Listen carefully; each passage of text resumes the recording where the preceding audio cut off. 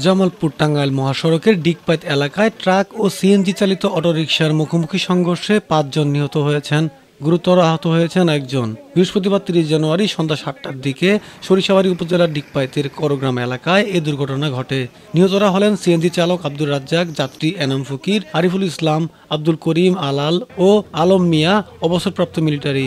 এই ঘটনায় গুরুতর আহত হয়ে জামালপুর জেনারেল হাসপাতালে চিকিৎসাধীন রয়েছেন আমজাদ ফকির নামে একজন। স্থানীয় ও ফায়ার সার্ভিস কর্মীরা জানান, টাঙ্গাইলের মধুপুর থেকে ছেড়ে আসা একটি অটোরিকশার সঙ্গে ঢাকাগামী একটি ট্রাকের মুখোমুখি সংঘর্ষ হয়। এতে ঘটনাস্থলে অটোরিকশাটি দুমড়ে মুচড়ে গিয়ে চালকসহ ৪ জন নিহত হন। পরে স্থানীয়রা উদ্ধার করে বাকি দুজনকে হাসপাতালে পাঠালে সেখানে একজনের মৃত্যু হয়।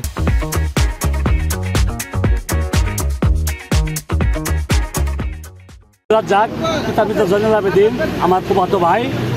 আমরা মাগরিব নামাজের 10 মিনিট আগ কি পর এরকম মুহূর্তে ডিগপাইত থেকে ফোন যায় যে আমার ভাই মনির রাজ্জাক ড্রাইভার নামে সিএনজি চালক এবং যাত্রী সহ এখানে ডেড বডি হয়ে মারা গেছে। সরিষাবাড়ী থানার ভারপ্রাপ্ত কর্মকর্তা ওসি চাঁদ মিয়া বলেন, আমরা মোহাম্মদ চাঁদ মিয়া, ওসি সরিষাবাড়ী থানা। আমাদের সরিষাবাড়ী করগ্রাম নামক স্থানে সিএনজি এবং ট্রাকের মুখোমুখি সংঘর্ষে সংবাদ পেয়ে আমি ঘটনাস্থলে আসি। এখানে এসে আমরা 4 জন লাশ ঘটনাস্থলে পাই। আর দুজন গুরুতর আহতকে জামালপুর মেডিকেল পাঠানোর পথে ডিগপাইতে একজন মারা গেছে এবং শুনেছি যে জামালপুর আরেকজন মারা গেছে।